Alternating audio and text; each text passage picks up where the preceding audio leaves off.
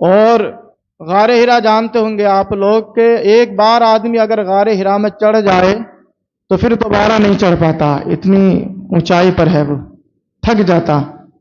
لیکن حضرت خدیجۃ الکبریٰ خود اپنے ہاتھ سے صبح و شام حضور کے لیے اتنی اونچائی پر کھانا لے کر جاتی تھی، صبح شام خود لے کر جاتی۔ حالانکہ سینکڑوں خدام تھے آپ کے، تجارت کرنے والے سینکڑوں مزدور آپ کے پاس تھے، لیکن عظیم شوہر کی عظیم خدمت حضرت خدیجۃ الکبریٰ خود کیا کرتی۔ سالن لیتی ایک ہاتھ میں پانی لیتی، اور پھر پہاڑی پر چڑھتی۔ خاتون ہے، کتنی دشواریوں کے ساتھ اوپر پہنچتی ہوں گی، لیکن اللہ کو حضرت خدیجۃ الکبریٰ کی یہ عادت اتنی پسند آئی کہ کس طرح سے لڑکھڑاتی ہوئی وہ پہاڑی پر چڑھتی ہیں اور میرے محبوب کی خدمت کے لیے آتی ہیں۔ تو اللہ تبارک و تعالیٰ نے ایک مقام پر ایک مرتبہ جبریل امین کو بھیجا، اور حضور کی بارگاہ میں جبریل امین آئے، اور اتنے میں حضرت خدیجۃ الکبریٰ حضور کا کھانا اور پانی لے کر آ رہی تھیں، چڑھتی ہوئی آ رہی تھیں۔ تو جبریل امین عرض کرتے ہیں، یا رسول اللہ، یہ خدیجہ آ رہی ہیں، اور اللہ نے میرے ذریعے حضرت خدیجۃ الکبریٰ کو سلام بھجوایا ہے۔ اللہ جس کو سلام بھیجے، آپ اندازہ لگائیں اس کی شان کا عالم کیا ہوگا، اس کی عظمتوں کا عالم کیا ہوگا۔ لیکن اللہ کو ان کی ادا اتنی پسند آئی کہ خود کھانا لے کر پانی لے کر آ رہی ہیں۔ تو جبریل امین کہتے ہیں، یا رسول اللہ، یہ خدیجہ آ رہی ہیں، ان کے ساتھ برتن ہے، کھانا ہے اور پانی ہے ان کے ساتھ موجود، تو یہ جو آ رہی ہیں ان کو کہنا کہ اللہ نے ان کو سلام بھیجا ہے، اور یا رسول اللہ، اللہ نے سلام بھیجا، میرا بھی سلام کہہ دینا ان کو۔ تو جب حضور کی بارگاہ میں حضرت خدیجہ آئیں تو حضرت خدیجہ سے اللہ کے رسول نے فرمایا کہ آج تو اللہ نے تمہیں سلام بھیجا ہے، اور جبریل ہے، یہ بھی تمہیں سلام کہہ رہے ہیں۔ تو حضرت خدیجہ نے جواب دیا، اللہ کے سلام کا بھی جواب دیا اور جبریل امین کے سلام کا بھی جواب دیا، اور ساتھ میں رسول اللہ کو بھی سلام کیا۔ تو یہ ادا اتنی اللہ کو پسند آئی۔ اور پھر جبریل امین کیا عرض کرتے ہیں، یا رسول اللہ، اللہ کا سلام بھی بھیجیے انہیں، اور یہ بشارت بھی دیجیے کہ یہ جو اتنی پریشانی کے ساتھ چل کر آ رہی ہیں، اتنی تکلیفوں کے ساتھ آپ کی بارگاہ میں آ رہی ہیں، تو انہیں بشارت دے کہ اللہ نے خاص طور سے اسپیشلی ان کے لیے جنت میں اللہ نے موتیوں کا ایک گھر بنایا ہے۔ ہاں، اس ایسا گھر بنایا ہے کہ نہ اس میں کوئی تکلیف ہوگی، نہ کوئی شور ہوگا۔ مطلب کیا ہے کہ یہ اتنی تکلیفیں اٹھا رہی ہیں دنیا میں، یا رسول اللہ، آپ کی خاطر، تو اللہ نے ان کے لیے ایسا جنت میں محل بنایا ہے کہ جس میں تکلیف نام کی کوئی چیز ہی نہیں ہوگی۔ تو یہ حضرت خدیجۃ الکبریٰ رضی اللہ تعالیٰ عنہا کی شان ہے کہ جنہیں اللہ تبارک و تعالیٰ خود سلام بھیجتا ہے۔ اور سب سے بڑا اعزاز یہی ہے کہ وہ رسول اللہ کی بیوی ہیں، اور اللہ کے رسول نے اپنی لائف کا، اپنی زندگی کا سب سے زیادہ ٹائم جو ہے وہ حضرت خدیجۃ الکبریٰ کے ساتھ گزارا ہے۔ لیکن ان کا ایک سب سے بڑا امتیازی وصف وہ یہی ہے کہ اتنی بڑی خاتون، یعنی امیر و کبیر خاتون ہونے کے باوجود انہوں نے اسلام کی راہ میں اپنا سارا مال خرچ کر دیا۔ یہ بڑے دل بالوں کی باتیں ہوتی ہیں، یہ صدیق اکبر جیسے صحابی کی شان ہوتی، عمر فاروق اعظم کے، جو اپنا سارا مال اسلام کی راہ میں لا کے رکھ دیتے ہیں۔ قرآن کریم میں اللہ تبارک و تعالیٰ نے اعلی حضرت عظیم البرکت فاضل بریلوی ارشاد فرماتے ہیں کہ اللہ نے قرآن میں نماز کے ساتھ 32 مرتبہ لوگوں کو ترغیب دی ہے کہ وہ اپنا مال خرچ کریں۔ ایک مرتبہ بھی کافی تھا، لیکن 32 مرتبہ ریپیٹ کرنا قرآن کے اندر زکوٰۃ کے حوالے سے کہ زکوٰۃ دو، زکوٰۃ دو، 32 مرتبہ کہنا، اس سے پتہ چلتا ہے کہ زکوٰۃ کی اسلام میں کتنی اہمیت ہے۔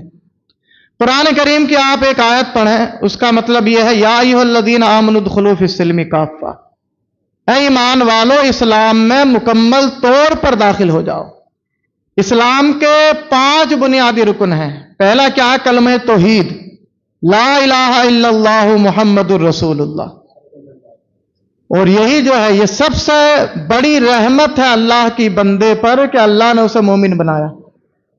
اگر آپ یہ کہنا کہ اللہ کی سب سے بڑی رحمت بندوں پر کیا ہے، तो सबसे बड़ी रहमत इस कायनात में अल्लाह की बंदों पर यह है कि उसने अपने बंदों को ईमान वाला बनाया है। हजारों नहीं, करोड़ों नहीं, अरबों खरबों ऐसे हैं जो बेईमान फिर रहे हैं। हाँ, जो पत्थरों को पूज रहे हैं, दरख्तों को पूज रहे हैं, बंदरों को पूज रहे हैं, और माज़ अल्लाह जो कई खुदा कहने वाले हैं, कितने ऐसे हैं जो खुदा के वजूद के मुनकिर हैं। दुनिया तो बहुत बड़ी है, लेकिन तुम सब खुश नसीब हो कि अल्लाह ने तुम्हें ईमान वाला बनाया। तो the great blessing of Allah is ईमान। सबसे बड़ी ब्लेसिंग अल्लाह की यही है कि हम सबको अल्लाह ने ईमान वाला बनाया।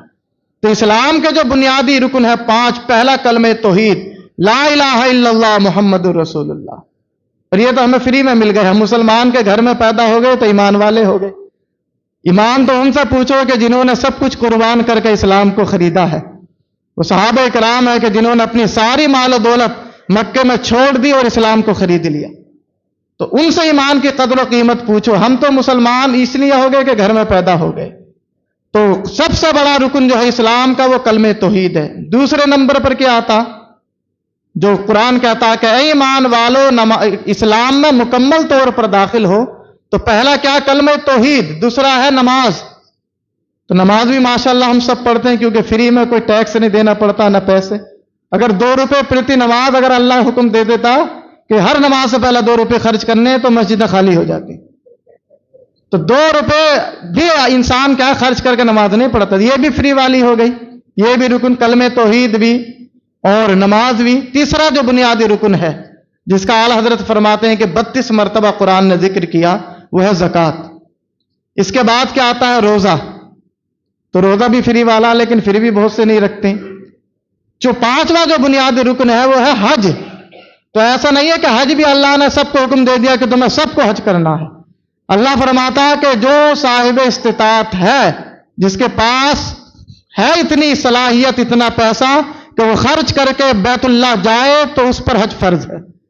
और जो गरीब है, जिसके पास नहीं है 5 लाख रुपए, आजकल तो 5 लाख में हज होता, तो उसके लिए हुक्म नहीं है हज का। तो ये वो इस्लाम का 5वां बुनियादी रुकन है जो अमीरों पर, यानी जो साहिब इस्तिताअत है, उन पर लागू होता।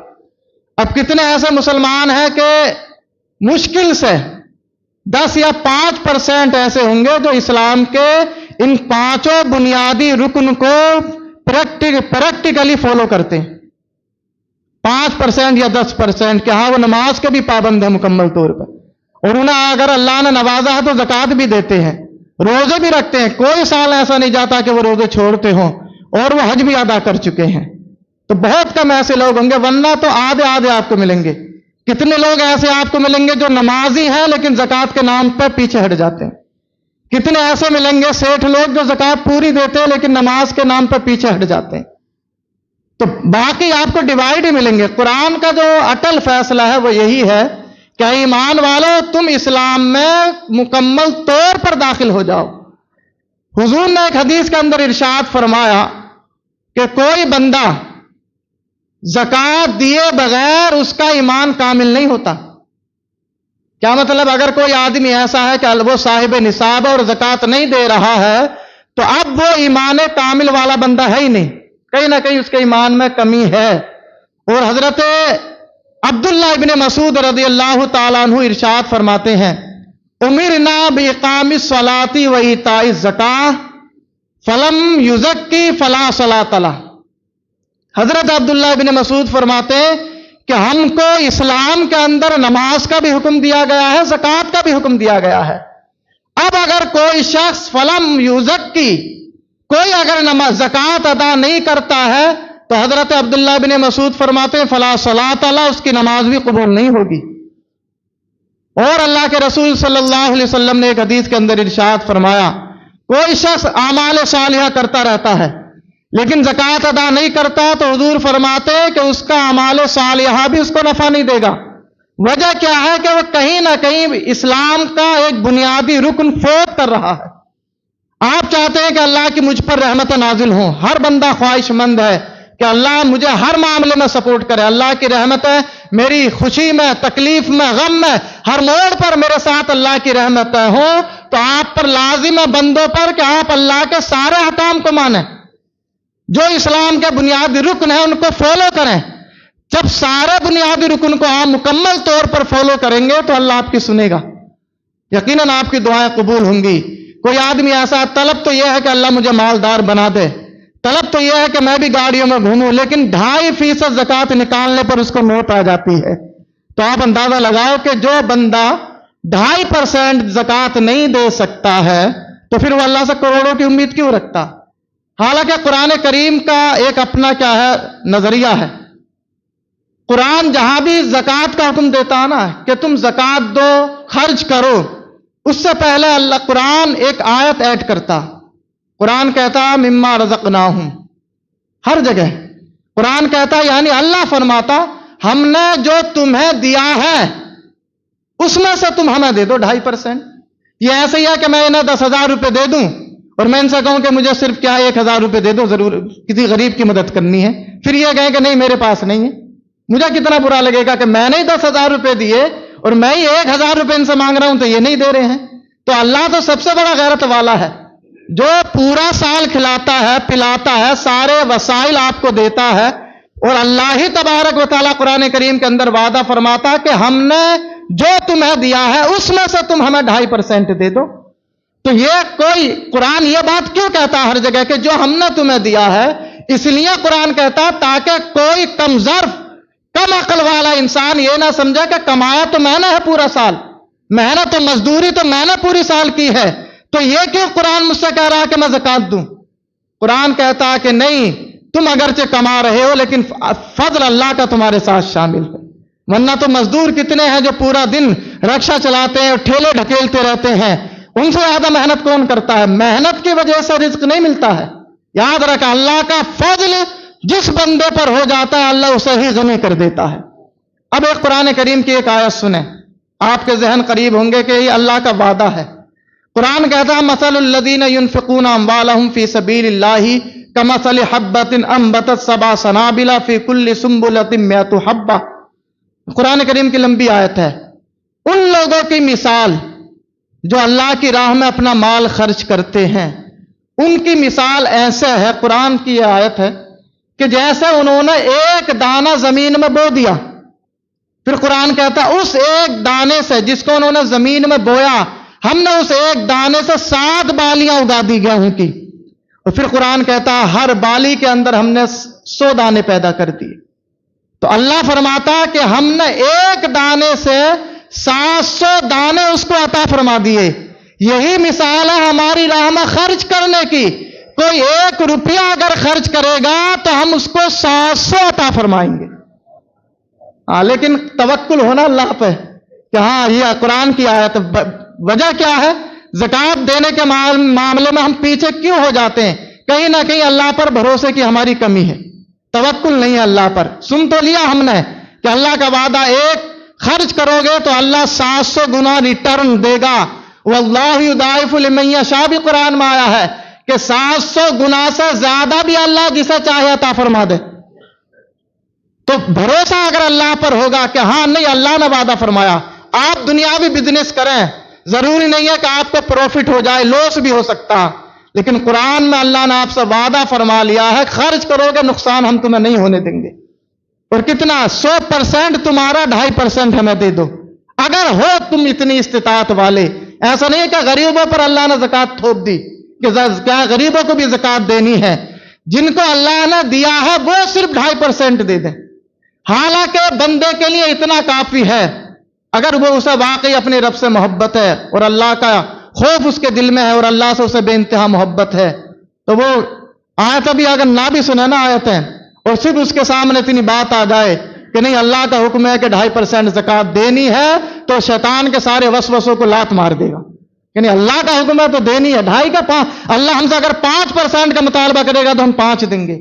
यह है किसका? ये सारा कुछ तो अल्लाह का दिया हुआ है। अल्लाह चाहे तो एक झटके में अमीर से गरीब बना दे। आंखों के सामने कितने लोगों को देखा होगा कि जिनकी बिल्डिंगें कोलैप्स हो जाती हैं, बिजनेस लॉस हो जाता है, अर्श पर से फर्श पर आ जाते हैं। और अल्लाह के रसूल ने हदीस के अंदर इरशाद भी फरमाया, तुम अगर अपने माल की ज़कात निकाल दोगे तो ऐसा तुम्हारा माल महफूज हो जाएगा जैसे तुमने किले के अंदर ताला लगाकर अपना माल महफूज कर दिया। न चोरी हो सकता है, न डूब सकता है। تو یہ اللہ کا وعدہ ہے اور حضرت عمر فاروق اعظم کا یہ عظیم الشان فرمان ہے. آپ فرماتے ہیں انسان کا جو بھی نقصان ہوتا ہے نا لائف میں مالی اعتبار سے، وہ کہیں نہ کہیں زکوٰۃ نہ دینے کی وجہ سے ہوتا. یہ میل ہوتا ہے زکوٰۃ. آپ کیا ہوتا ہے کہ 2.5% اگر نہ نکالے انسان، وہ اپنے مال ہی میں اس کو ملائے رہے، پھر ہوتا کیا ہے کہ بچے بھی وہی زکوٰۃ کا مال کھا رہے ہیں، تو اب بچے بیمار پڑ جائیں گے. کہیں نہ کہیں زکوٰۃ کا مال نکل جاتا ہے. بہرحال تو آپ کوشش کریں کہ جنہیں اللہ نے نوازا ہے وہ اللہ کے حکم کے سامنے اپنے سروں کو جھکا دیں گے. اور جتنے بھی دکان کے کاروباری ہیں یا بزنس کے کاروباری ہیں وہ جا کر حساب لگائیں اپنی ٹوٹل ویلیو کا. اور اعلیٰ حضرت عظیم البرکت فاضل بریلوی کی وہ بات یاد رکھیں. قرآن کریم کی ایک آیت ہے والذین یکنزون الذهب والفضة ولا ينفقونها في سبيل الله فبشرهم بعذاب أليم يوم يحمى عليها في نار جهنم فتكوى بها جباههم وجنوبهم وظهورهم هذا ما كنزتم لأنفسكم فذوقوا ما كنتم تكنزون. قرآن کہتا ہے کہ وہ لوگ جو اپنے سونے چاندی کو جمع کر کے رکھتے ہیں، ولا ينفقونها خرچ نہیں کرتے ہیں، تو اللہ فرماتا ہے کہ ایسے لوگوں کے لیے ہم نے دردناک عذاب تیار کر رکھا ہے. پھر قرآن آگے اس دردناک عذاب کی تفسیر بیان کرتا ہے. قرآن اگلی آیت میں بیان کرتا ہے کہ جتنا بھی انسان سونا چاندی جمع کرتا ہے تو ہم جو ہے اس کو جہنم کی آگ میں تپا دیں گے اور انسان کی پیشانی کو اس کے سونے چاندی سے داغیں گے. آگ جہنم کی آگ میں گرم کرنے کے بعد انسان کی پیشانی کو داغا جائے گا اسی سونے چاندی سے جس کو اس نے جمع کیا تھا. اس کے پہلو کو داغا جائے گا، اس کی کمر کو، پشت کو داغا جائے گا. قرآن نے 3 عضو بیان کیے ہیں کہ انسان کے جمع کیے ہوئے سونے چاندی سے اس کی پیشانی داغی جائے گی، پہلو داغا جائے گا اور اس کی پشت داغی جائے گی. 3 ہی اعضاء کا ذکر کیوں ہوا؟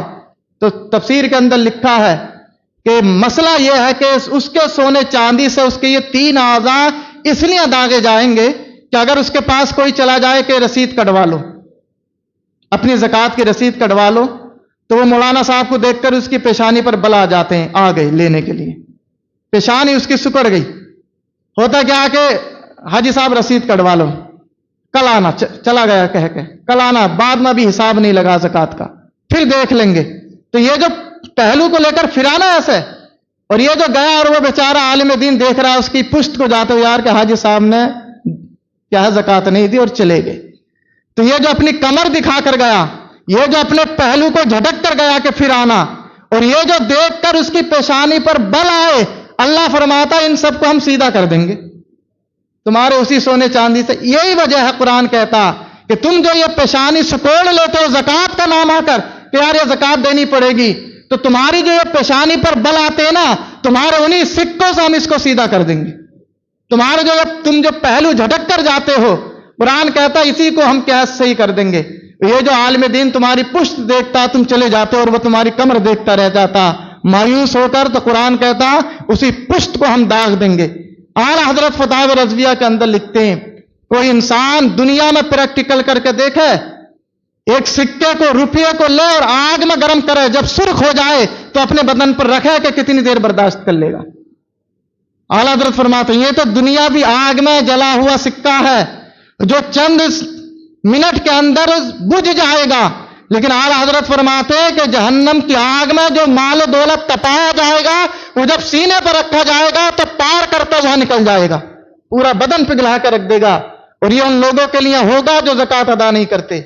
نماز اگر آپ کی قضا ہو گئی ہے تو توبہ کر لو اور دوبارہ ادا کر لو اگر زندگی میں موقع ہے، کوئی پیسہ نہیں لگتا. لیکن کوئی صاحب اگر زکوٰۃ نہیں دے رہے، سالوں سے ان کے ذمے زکوٰۃ قرض ہے، تو اس کی ادائیگی کا یہ طریقہ نہیں ہے کہ توبہ کر لی کہ اللہ معاف کرے، آج اس سال سے میں زکوٰۃ دینا شروع کروں گا.